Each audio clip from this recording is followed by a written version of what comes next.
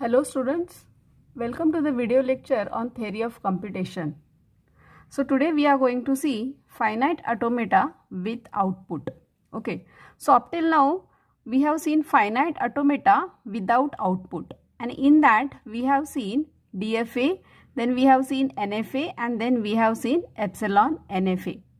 So those automata, they are called as language acceptors, because these finite automata, they are either accepting a particular string or they are rejecting a particular string. Okay, so they were not producing any output when they are reading the input string. But now today we are going to see another type of a finite automata which will produce some output while reading the input string.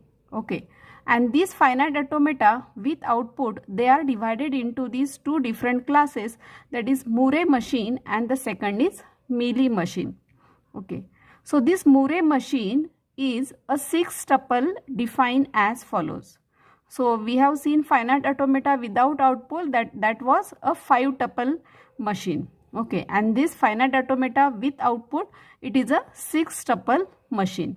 Okay, so some of the fields are similar with the previous one. So here capital M is equal to capital Q.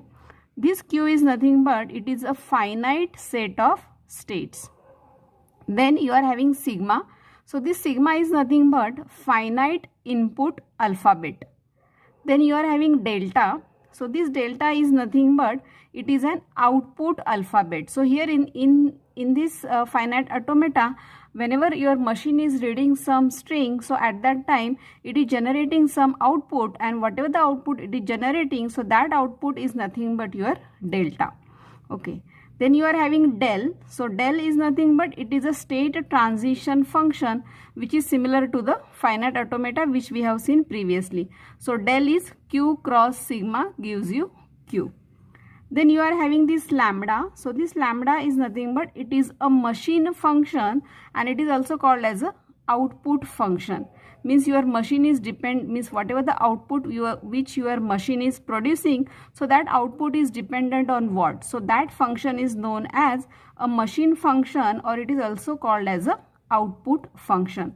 So in case of Moore machine, your output is dependent. So this is your output. So this output is dependent on the state only. Okay, and next is you are having Q0. So Q0 is nothing but it is an initial state of a machine which belongs to your capital Q. Okay, so this is how your Moore machine is defined with this 6-tuple. Okay, so we will see one example. So this is one example of a Moore machine. So the Moore machine is similar, or it will look like similar to your finite automata which we have seen. So only difference is that here in case of this finite automata with output, they don't have a final state. So in case of DFA, NFA, we have seen that there is one start state and there is one or more final states were there. But in case of finite automata with output, there will be no final state. Okay, so this is a Moore machine. So in Moore machine, your output is dependent on state, and that output is written inside the state. Okay, and this is similar as we are having in our finite automata, that is input alphabet. So those are written on transitions. So here in case of Moore machine, your output is written inside the state. Now suppose we want to find out the state transition table for this Moore machine. So here we are having Q and here we are having sigma. So Q is nothing but whatever the states are there. So here Q0 and Q1. So two states are there. Input alphabets are A and B. And here one more column will be there. So that is nothing but your output. Okay. So Q0 on A, where it is going? So Q0 on A, it is going to Q0 only. Then Q0 on B, where it is going? Q1. And the output associated with Q0 is 1. So now Q1 on 0. So Q1 on A, where it is going? It is going to Q0. and Q1 on B, where it is going, it is remaining in Q1, and the output associated with Q1 is 0. Okay, so this is a state transition table for this Murray machine. So one more thing is that in case of Murray machine, the output string length is 1 more than the input string length. For example, if we consider the string AB, so here input string length is 4. So initially your machine is in Q0 state, and as we know that in Murray machine your output is dependent on state, so when initially it will produce the output 1. Then upon reading A, it will go to Q0 state, and in Q0 state again it will produce output 1.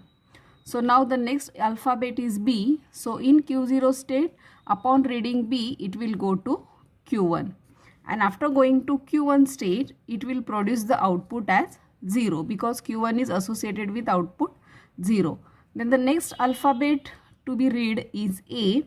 So in Q1 it will read A and it will go to Q0, and Q0 state is having output associated as 1, so that output will be produced.